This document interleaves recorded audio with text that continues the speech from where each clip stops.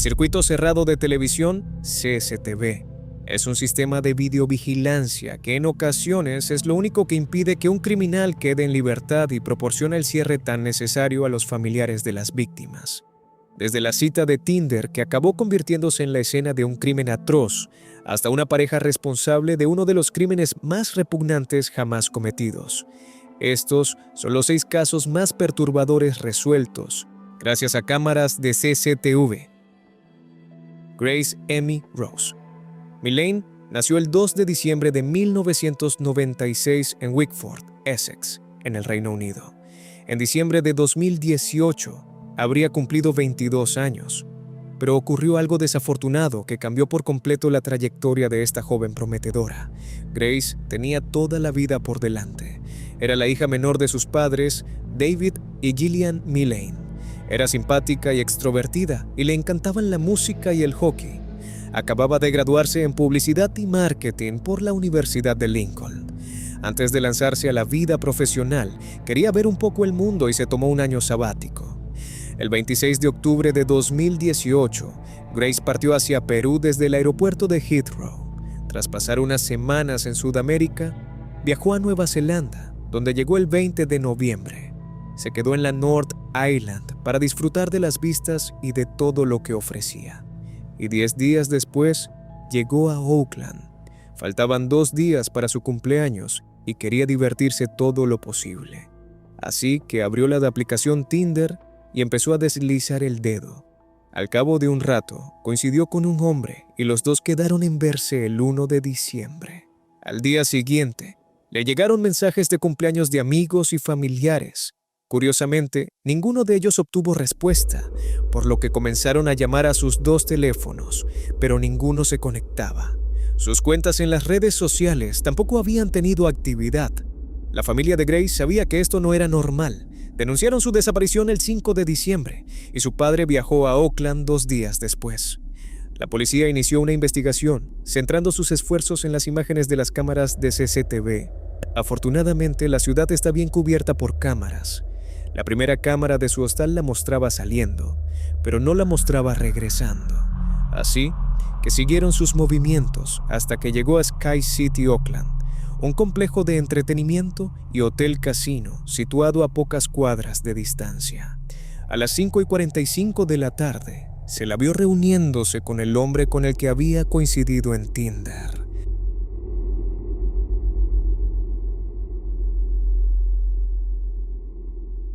Los dos pasaron un rato en Sky City Auckland antes de ir a un restaurante mexicano cercano.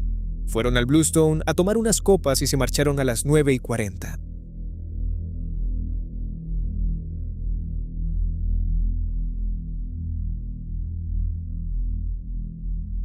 El destino era el City Life Auckland Hotel, donde se alojaba el hombre.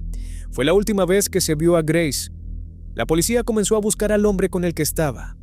Se trata de Jesse Kempson, de 26 años, un hombre con antecedentes problemáticos en Wellington.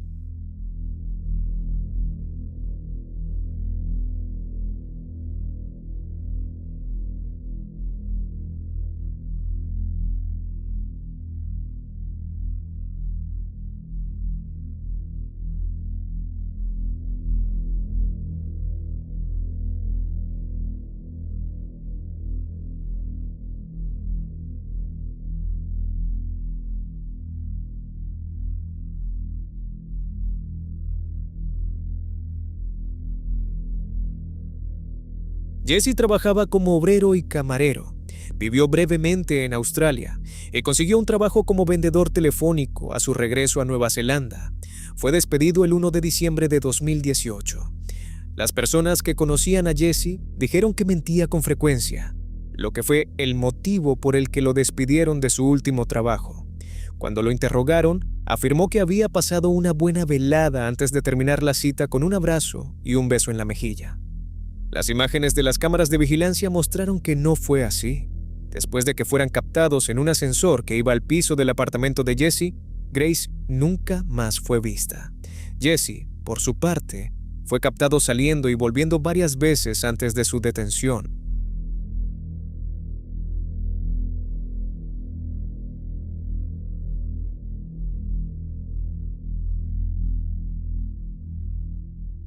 El 2 de diciembre se vio a Jesse comprando una maleta. Adquirió productos de limpieza y lo llevó todo a su apartamento.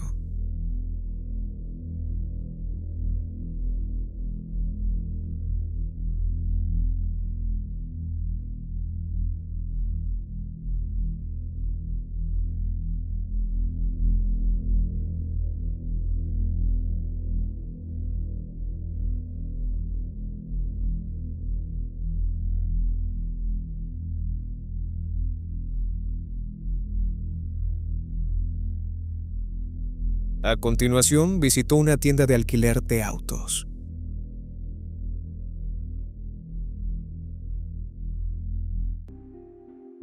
A las 4 de la tarde se reunió con otra mujer para una cita.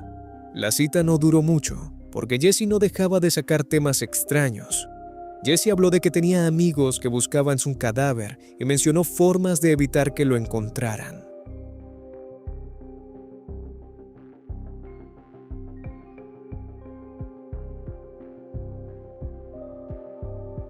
Jesse regresó al hotel después de la cita. Trajo un limpiador de alfombras y regresó con maletas en el carrito de equipaje del hotel. Las colocó en su coche de alquiler.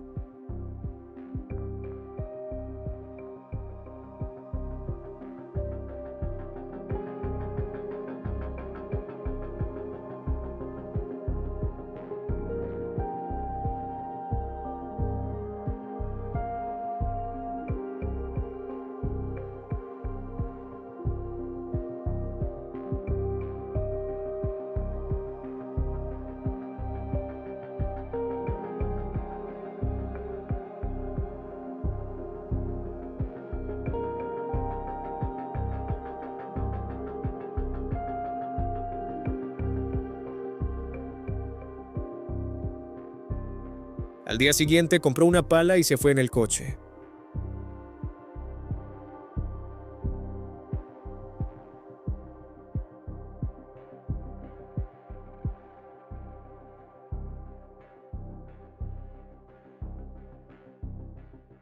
Cuando regresó, lavó el coche, fue a la tintorería y tiró algunas cosas.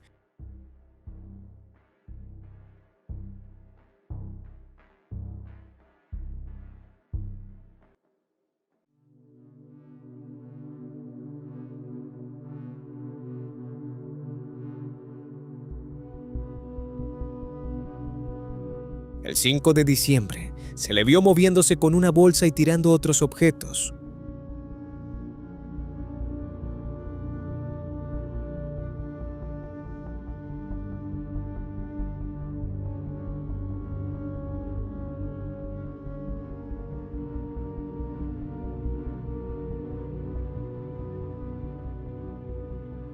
Ese día la policía fue al edificio de apartamentos a buscar a Jesse. Él intentó dar media vuelta al ver a los agentes, pero lo llevaron para interrogarlo.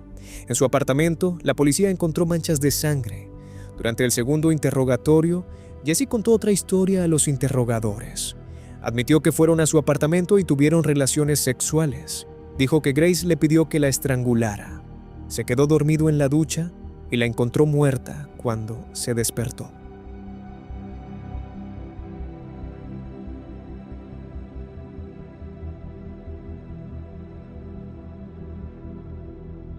La policía revisó el teléfono de Jesse. Los registros mostraban que había utilizado el teléfono durante el tiempo en el que afirmaba haber estado durmiendo. Alrededor de la 1 de la mañana, realizó búsquedas sospechosas en Internet relacionadas con zonas montañosas y métodos para deshacerse de un cuerpo. También buscó en Google otras cosas, incluido el nombre de Grace, para ver qué decían las noticias. Las autoridades rastrearon los registros de su teléfono hasta llegar al lugar donde estaba enterrado el cuerpo de Grace. Posteriormente, confesó haberla matado. Jesse ató las manos de Grace en el apartamento y la estranguló hasta matarla. Metió su cuerpo a la fuerza en una maleta y la transportó hasta el lugar donde la enterró. Jesse se declaró inocente. Durante el juicio, la defensa afirmó que había entrado en pánico y que se trataba de un accidente. Si eso fuera cierto, Jesse habría llamado a los servicios de emergencia. En cambio, llevó a cabo la difícil y repugnante tarea de ocultar el cuerpo. Fue declarado culpable y condenado a cadena perpetua con un mínimo de 17 años. Wayan Mirna Salihin nació en Indonesia el 30 de marzo de 1988. Cuando se le presentó la oportunidad de estudiar en Australia, Mirna no lo dudó ni un segundo. Se matriculó en el Billy Blue College of Design de Sydney, donde conoció a otras 4 personas de su país natal: Hani, Jessica Wonso, Vera, Arief Somarco y Mirna Salihin. Se hicieron muy buenos amigos. Siguieron siendo muy amigos hasta el final de sus estudios. Mina, Hani y Arief regresaron a Indonesia, mientras que Jessica se quedó en Australia y obtuvo la residencia permanente en 2014. Mirna volvió a encontrarse con Jessica cuando visitó Australia. Al principio las dos se pusieron al día y recordaron los viejos tiempos, pero algo no iba bien. Los 3 años que habían pasado separadas parecían haber cambiado algo entre ellas, y pronto comenzaron a discutir. Mientras estaban en un restaurante, Jessica reveló que su novio tenía problemas económicos. Además, era abusivo y consumía drogas. Mirna le aconsejó que rompiera con él, pero Jessica no aceptó bien la sugerencia. Salió furiosa del restaurante y Mirna tuvo que pagar la cuenta. Eso marcó el fin de su amistad y Mirna acabó regresando a Indonesia. Jessica no estaba bien, luchaba contra la depresión e intentó quitarse la vida un par de veces. También acabó en una cama de hospital 5 veces sin la ayuda adecuada a su lado. Su estado siguió empeorando. En 2015 recurrió al alcohol y finalmente tuvo un accidente después de conducir bajo los efectos del alcohol. Afortunadamente sobrevivió y evitó causar más daños a otras personas. Sin embargo, sufrió una lesión grave y fue multada por causar el accidente. Se recuperó por completo, pero perdió su trabajo 4 meses después. Mirna, por su parte, estaba muy bien. Su relación con su novio, Arief Somarco, mejoró y se casaron en noviembre de 2015. La ceremonia se celebró en Bali con la presencia de familiares y amigos. Destacó la ausencia de Jessica Wonso. No se le había informado y esto no le sentó bien. A pesar de su altercado, Jessica creía que merecía una invitación, ya que en su día había sido la mejor amiga de Mirna. Jessica decidió regresar a su país, Indonesia.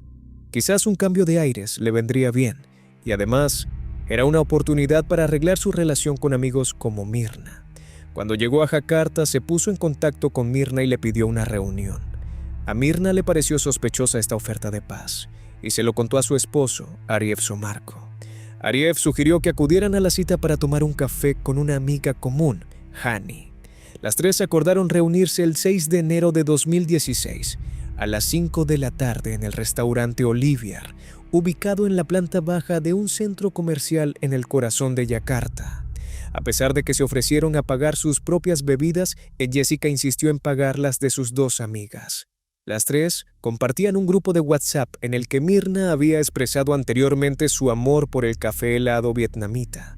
Jessica llegó al restaurante alrededor de las 3:30 de la mañana, más de 1 hora antes de la hora de la reunión. Reservó un lugar en la zona de no fumadores, pero parecía que algo más estaba pasando. Las cámaras de seguridad la captaron mirando a su alrededor y actuando de forma extraña. Después de explorar el restaurante, se dirigió a una tienda en el primer piso del Grand Indonesia West Mall. Pidió 3 jabones y le pidió al dependiente que los empaquetara en bolsas separadas. Regresó al restaurante a las 4:15 de la tarde, colocó las bolsas sobre la mesa y se dirigió a la barra para pedir bebidas para ella y sus amigos. Pidió 2 cócteles, un Sazerac y un Old Fashioned, así como un café vietnamita helado. Jessica siguió observando el restaurante con recelo, mirando las paredes y los techos como si buscara algo. 45 minutos antes de que llegaran sus amigos, Jessica ya había colocado las bebidas detrás de las 3 bolsas que bloqueaban la visión de la cámara. Había rechazado muchas otras mesas para elegir la mesa 54, situada en una zona privada del restaurante frente a la pared. Las imágenes de las cámaras de seguridad no pudieron captar claramente lo que hizo con las bebidas, pero se la vio moviéndolas. Mirna y Hani llegaron a las 5:16 de la tarde. Las 3 se saludaron y Mirna tomó un sorbo de su café. Inmediatamente se quejó de que el sabor no era el adecuado y se alteró. Mirna pidió a sus amigas que probasen el café, pero ellas se negaron. En menos de un minuto, la situación dio un giro inquietante. Myrna empezó a toser y pronto se desmayó. Todos se apresuraron a ayudarla. Mientras Han y Jessica observaban horrorizadas, Jessica parecía más preocupada por buscar culpables. Acusó al restaurante de echar algo en la bebida de su amiga. Lamentablemente, Myrna falleció antes de llegar al hospital, situado a 1,5 kilómetros de distancia. La policía inició una investigación y se puso en contacto con el personal del restaurante, que afirmó haber servido otros 9 cafés vietnamitas helados ese día sin ningún problema. El análisis de la bebida reveló que contenía cianuro, una sustancia venenosa que altera las células del cuerpo y puede causar la muerte en cuestión de minutos. Se encontró la misma sustancia en el organismo de Mina. Todas las miradas se dirigieron hacia Jessica. Ella había pedido la bebida 45 minutos antes de que llegaran sus amigas y había colocado las bolsas de manera que bloquearan la vista tanto de los clientes como de las cámaras de seguridad.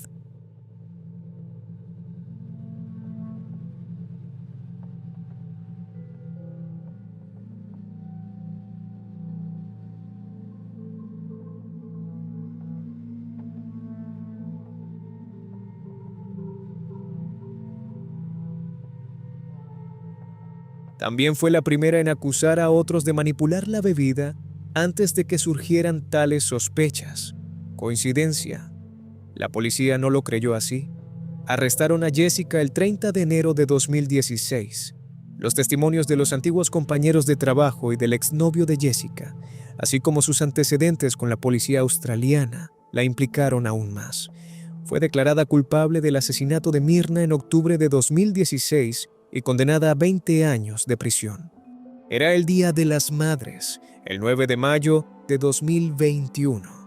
La familia Bailey no tenía ni idea de que su mundo estaba a punto de dar un vuelco. Estaban realizando sus tareas matutinas habituales para prepararse para el Día de las Madres cuando Stacy Bailey se dio cuenta de que su hija de 13 años no estaba por ninguna parte. Pensó que Tristin se había quedado dormida y envió a uno de sus hermanos a su habitación para despertarla. Para su sorpresa, Tristin no estaba allí. Después de llamarla por toda la casa y preguntar a los demás si la habían visto, quedó claro que tenían que buscar a la estudiante de secundaria. Stacy denunció la desaparición de su hija a la policía y pronto comenzó la búsqueda. Toda la comunidad se movilizó para formar grupos de búsqueda. Los agentes de policía respondieron rápidamente y los canales de noticias comenzaron a informar sobre el caso. Tristin Tyne Bailey era la menor de los 5 hijos de Forrest y Stacy Bailey. Nació en Singapur el 18 de enero de 2008. Se la describía como una persona enérgica que siempre apoyaba a sus amigos siempre que podía. Según su madre, Tristin era una niña con mucha fuerza, capaz de dar mucho a los demás. Asistía a la Patriot Oaks Academy y era miembro del equipo de porristas. Tristin creció en el condado de St. John's, Florida. La comunidad siempre había sido pacífica. Las familias estaban muy unidas y no habían tenido muchas necesidades que requirieran la visita de un agente de policía. Por eso, cuando comenzó a correr la noticia de que una niña había desaparecido, todos se pusieron en alerta máxima, listos para ayudar. Los agentes de policía comenzaron a interrogar a la familia y los amigos de Tristin, y un nombre aparecía constantemente en las entrevistas. Un compañero de clase de Tristin había presumido ante sus amigos de que iba a matar a alguien y arrastrarlo al bosque. Un mes antes de la desaparición de Tristin, el mismo chico anunció que lo haría en un mes. Dijeron que siempre llevaba consigo 2 cuchillos y llegaron incluso a nombrarlos. Se llamaba Aiden Fucci. Uno de los interrogados por la policía fue Upshire, amigo de Fucci. Afirmó que Fucci se había acercado a él para pedirle el número de teléfono de Tristin. Un día antes de su desaparición, Fucci la llamó y la convenció para que quedaran en casa de un amigo. Fueron a la casa de Upshire a primera hora de la mañana y se marcharon juntos.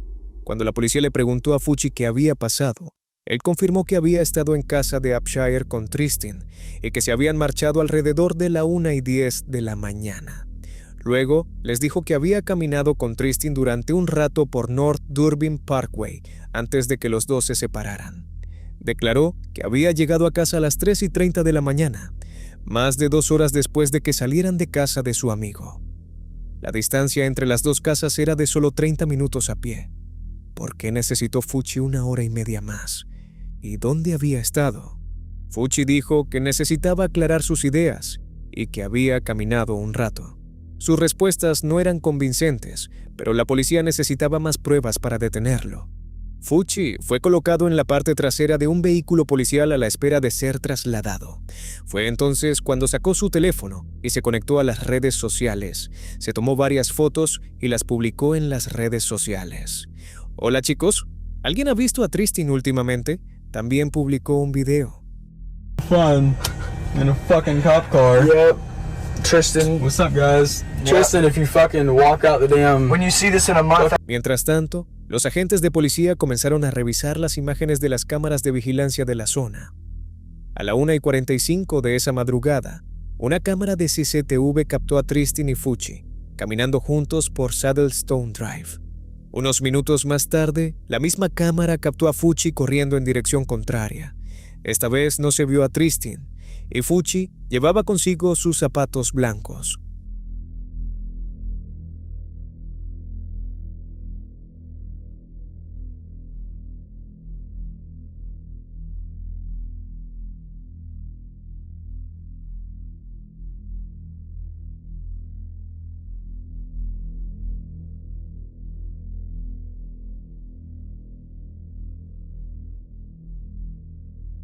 Fucci fue interrogado de nuevo, pero esta vez su versión cambió. Afirmó que se había enfadado cuando Tristin intentó tocarle las partes íntimas. Fucci dijo que empujó a la niña, haciendo que cayera y se golpeara la cabeza con algo. Por la tarde de ese mismo día, un residente que salía a correr decidió cambiar su ruta habitual. Al llegar a un estanque de retención al sur de Jacksonville, vio un cadáver que fue identificado como el de Tristin Bailey. 2 horas más tarde, la policía peinó el estanque y encontró la parte inferior de un cuchillo. La hoja había desaparecido y más tarde se descubriría en la cabeza de Tristin.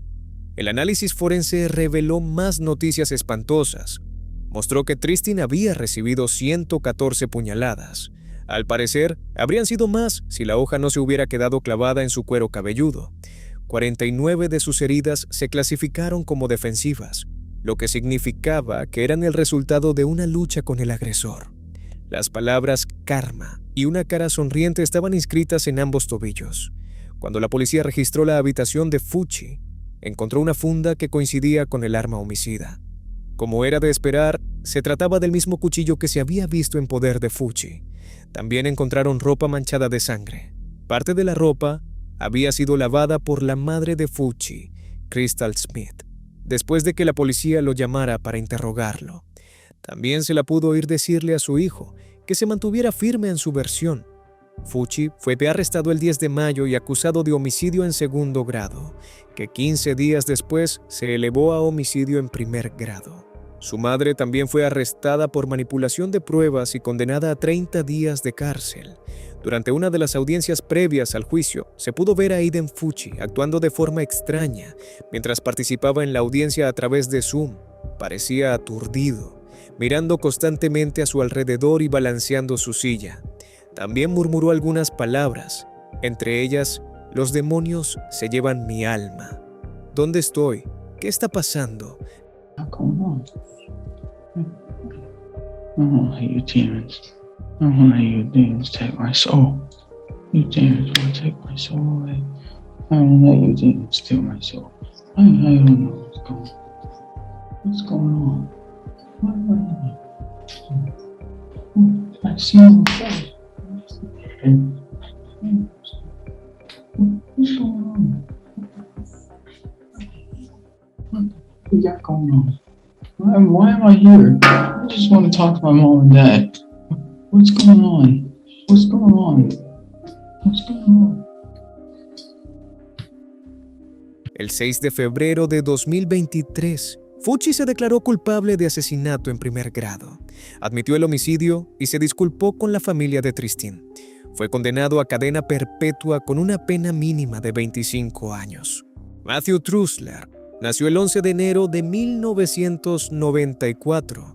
Creció en Massachusetts y quienes lo conocían bien lo describían como una persona trabajadora, que no dejaba pasar las oportunidades de divertirse. Amaba a los animales y estaba muy unido a su familia. Después de graduarse en la Universidad Estatal de Westfield, entró a trabajar en un restaurante italiano, donde fue ascendiendo hasta convertirse en gerente general. A Matthew le iba bien, pero quería más. En 2015 se mudó a Tampa Bay, Florida, para vivir con su hermano Sean. Era un chico inteligente, por lo que no le resultó difícil conseguir trabajos más lucrativos en el estado del sol. Primero trabajó en una empresa de tecnología antes de pasar a ocupar un nuevo puesto en una empresa de aislamiento residencial. En 2017, Matthew conoció a una mujer llamada Melissa Turner. Los dos estaban profundamente enamorados y destacaban en sus respectivos trabajos. Melissa tenía un pasado, era creadora de contenido de video, pero no necesariamente del tipo de videos que se pueden ver en el trabajo. Era una chica webcam, pero no fue así como empezó. Verán, Melissa tuvo una infancia algo difícil, principalmente debido a su apariencia física. A finales de 2018, Melissa y Matthew se sentían tan cómodos el uno con el otro que Matthew apareció en algunos de sus videos. Hicieron alarde de su relación en línea, lo que provocó la envidia del exnovio de Melissa, quien amenazó a Matthew con un arma. Lo que él no sabía era que la unión no era tan idílica como parecía en las redes sociales. En septiembre de 2018, Melissa dijo que la relación con su novio era excelente y añadió: "Sigo tan feliz después de 1 año y medio como lo estaba al principio". En su siguiente cumpleaños, Matthew publicó lo siguiente en Facebook: "Un cuarto de siglo después tengo una hipoteca, un cachorro, 4 mascotas y una chica maravillosa. Soy un hombre feliz. También me doy cuenta de que estoy envejeciendo, porque en lugar de dormir hasta tarde, me despierto solo a las 6:30 sin despertador". Detrás de este dulce romance en línea, había una pareja que discutía con frecuencia. La pareja compró una casa de 4 dormitorios en Riverview, Florida. Sus vecinos cuentan que a menudo se gritaban el uno al otro. La relación se había vuelto tóxica, pero lograron mantener todo en secreto. Eso fue hasta el 23 de septiembre de 2019, cuando él publicó un críptico mensaje en Facebook: "No seas tonto y culpes a los demás. Lucha tu propia batalla". Su estado sentimental también cambió a soltero. En la mañana del 18 de octubre de 2019, se realizó una llamada al 911. Era de Melissa Turner. Ella le dijo al operador que su novio, Matthew Trusler, no respondía. 911, what is your emergency? 911. I woke up on my boyfriend. He was outside this morning. He's cold. He was just drinking. He's cold. The I address don't of the feel emergency. Hello? I need paramedics. Melissa lo encontró en el jardín trasero sin saber qué le había pasado. A pesar de los esfuerzos de los paramédicos que acudieron al lugar, Matthew no pudo ser reanimado. Fue declarado muerto en el lugar. Era evidente que Matthew había sido víctima de un ataque brutal y que había pasado un tiempo antes de que su novia lo descubriera. Matthew fue encontrado con varias heridas en la espalda, así como heridas defensivas en los brazos. Melissa afirmó que lo había encontrado en el jardín, pero cuando la llevaron a la comisaría para interrogarla, cambió su versión. Melissa dijo que Matthew regresó a casa en las primeras horas de la mañana. Estaba ebrio y comenzó a agredirla. Luego tomó un cuchillo de cocina e intentó atacarla con él, pero ella se defendió, lo que le provocó una herida en la mano. Dijo que lo apuñaló por la espalda después de que él comenzara a estrangularla. Según Melissa, se trataba de un caso de defensa propia. Su relato no coincidía con las pruebas presentadas a los agentes. También descubrieron que un vecino tenía una cámara cerca de la casa de Matthew y Melissa.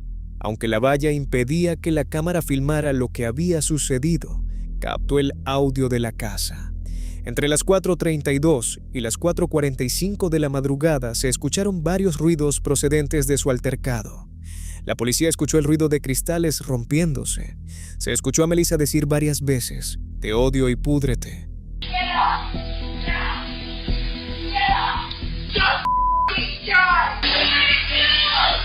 A las 4:45 de la mañana, Melissa gritó: "No, ¿qué acabo de hacer?". El reloj inteligente de Matthew contaba la misma historia y mostraba que su corazón dejó de latir aproximadamente a la misma hora. Estaba claro que Melissa era la responsable, pero los investigadores aún tenían que determinar si se trataba de legítima defensa. El hecho de que Melissa esperara 4 horas antes de llamar a la policía no ayudó a su caso. Las heridas defensivas en las manos de Matthew y la grabación de las cámaras de seguridad también sugerían que Melissa estaba mintiendo. El jurado declaró a Melissa culpable del homicidio en segundo grado de Matthew y fue condenada a 20 años y 6 meses de prisión. Casos como este nos recuerdan lo frágil que puede ser todo. Si quieres que más historias como esta salgan a la luz, suscríbete y apoya muchísimo el canal. Y ahora continuemos, porque el siguiente caso fue tan confuso que incluso los investigadores casi fueron engañados. Caroline Crouch nació en Atenas, Grecia, el 12 de julio de 2001. Su papá era David Crouch, un ingeniero británico jubilado, y su mamá era Susan de Lauquista, de Filipinas. Toda la familia se mudó a la isla de Alonisos cuando Caroline tenía 8 años. A los 15 años conoció a un hombre de 29 años llamado Babis Anagnostopoulos. Él trabajaba como piloto comercial de helicópteros, mientras que Caroline estudiaba en una universidad de Grecia. Los dos se casaron en 2019 durante unas vacaciones en Portugal. Se mudaron a un edificio de 2 pisos en Glicanera, un suburbio de Atenas. La pareja vivía con su hija de 11 meses, un perro y 4 gatos. A Babis le encantaba montar en bicicleta, mientras que a Caroline le gustaba el kickboxing. Parecían una familia encantadora, pero las cosas pronto dieron un giro inesperado. El 11 de mayo de 2021, Babis llamó a los servicios de emergencia para informar de un robo que había salido mal. ¿Para qué lo? ¿Para qué lo?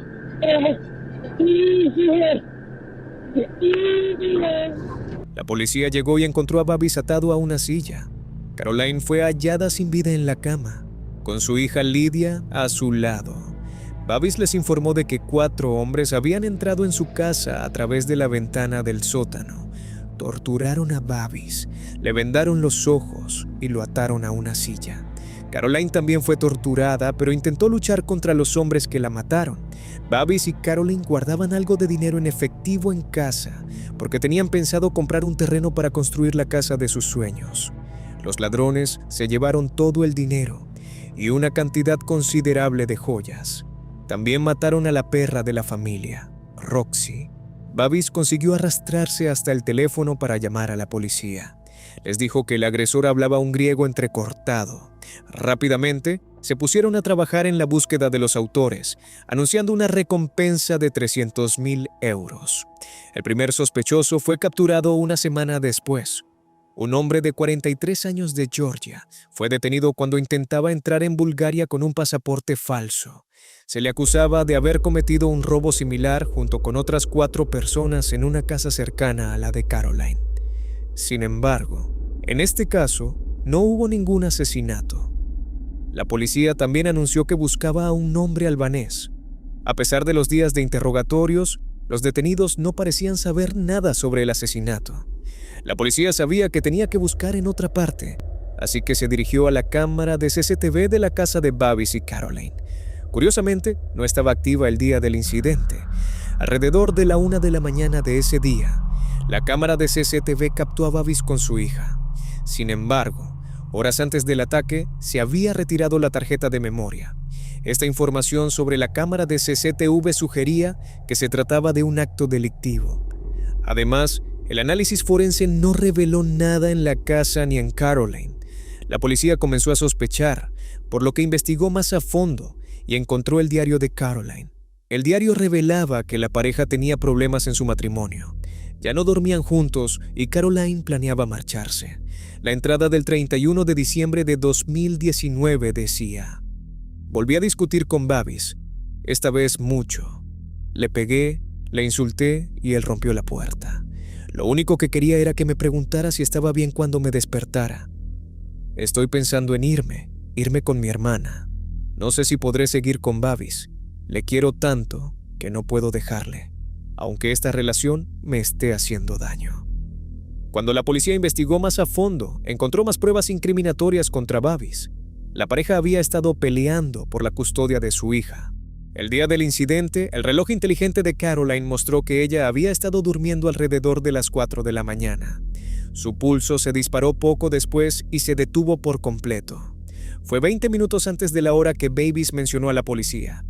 El análisis del teléfono de Babis reveló que lo estuvo utilizando y caminando por la casa durante todo el tiempo que afirmó haber estado atado. Mató a su esposa y a su perro, preparó la escena y llamó a la policía 2 horas después.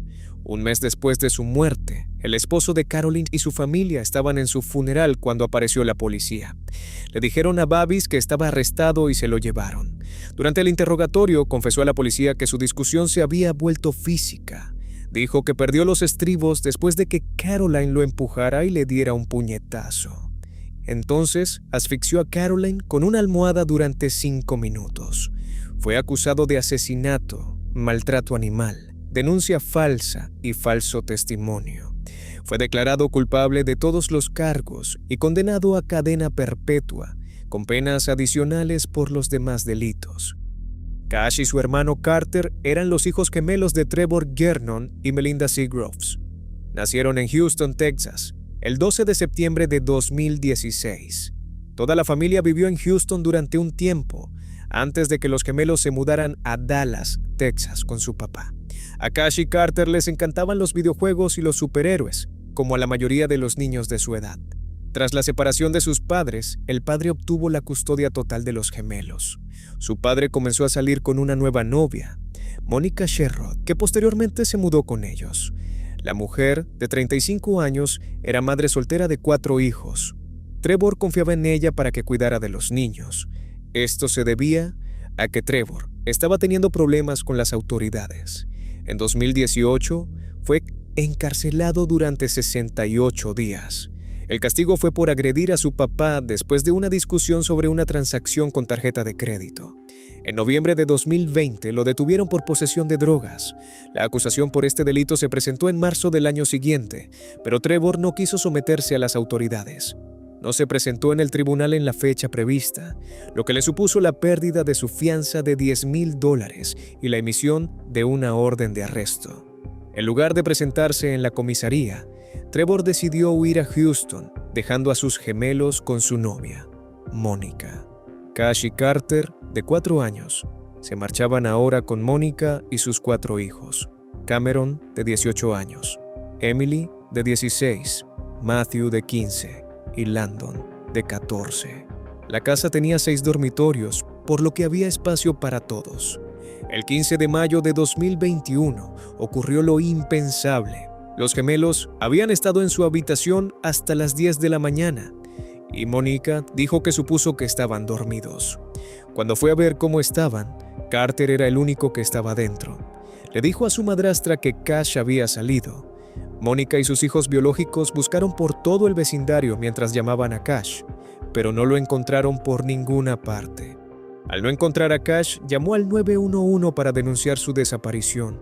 Unas horas antes, una vecina de Anthony Square se había encontrado con una escena escalofriante en su ruta de footing matutina. Era el cuerpo sin vida de un niño pequeño. Llamó a la policía, que informó a Mónica cuando ésta denunció la desaparición de Cash, pero no podía ser Cash. Había estado durmiendo toda la mañana y solo había salido hacía un rato. Aún así, Mónica necesitaba ir a confirmarlo por sí misma. Cuando llegó a la comisaría, se encontró con la desafortunada noticia que todos temían. Cash había sido apuñalado varias veces. Justo cuando la policía estaba a punto de intervenir para investigar, uno de los hijos de Mónica recordó a todos que tenían cámaras de seguridad alrededor de la casa. Una de ellas estaba en la habitación donde dormían los gemelos. Las imágenes mostraban a un hombre entrando en la habitación en mitad de la noche. Se quedó mirando a los niños durante unos minutos antes de coger a Cash de su cuna. Salió corriendo de la habitación con Cash.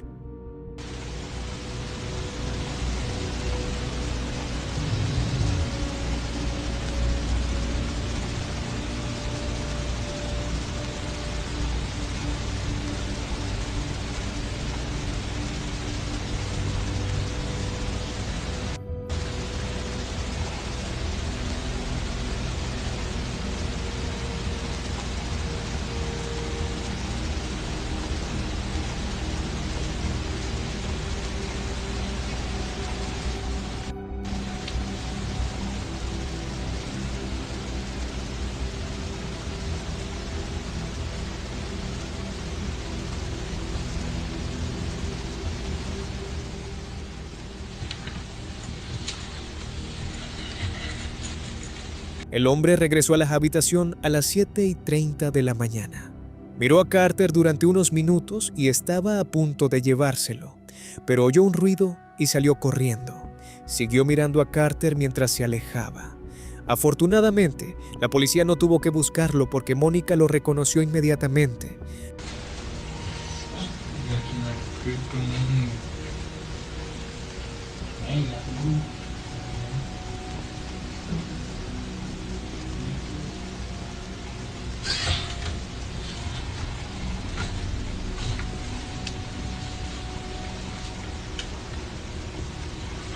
Se trataba de Darren Brown, de 18 años, un conocido de uno de los hijos de Mónica. Darren entró en la casa por el garaje y abrió la puerta trasera de una patada.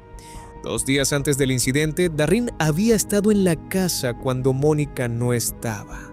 Ella dijo que llegó a casa y vio a Darren interactuando con los gemelos. Lo echó y le advirtió que no volviera a hablar con ellos nunca más. Cuando la policía llegó a la casa de Darren, su madre creyó que se trataba de un malentendido. Sin embargo, la policía encontró una navaja, una sudadera con capucha de Adidas, tenis negros y un pañuelo manchado de sangre en la casa. Se confirmó que las manchas de sangre en los objetos eran de Cash. Darren fue arrestado con un monitor de tobillo de un delito anterior todavía puesto. Tras su detención, más vecinos se presentaron para denunciar sus delitos anteriores. Había sido captado por otras cámaras entrando en las casas de otras personas. En una ocasión intentó secuestrar a un niño de 2 años y en el proceso golpeó al abuelo del niño. Por lo tanto, Darren fue acusado de asesinato con agravantes, secuestro, robo, allanamiento de morada y agresión a una persona mayor. Su fianza se fijó en $1,6 millones.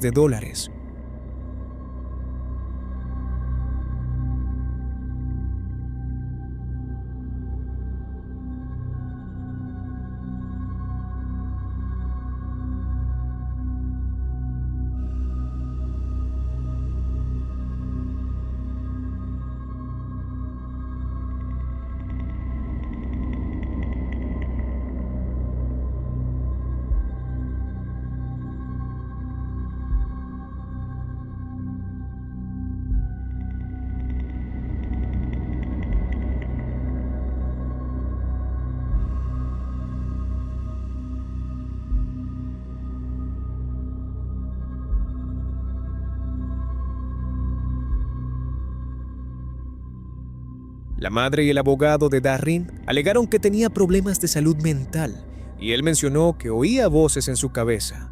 La evaluación médica inicial reveló que no estaba en condiciones mentales para ser juzgado, pero esto cambió después de someterse a tratamiento durante unos años.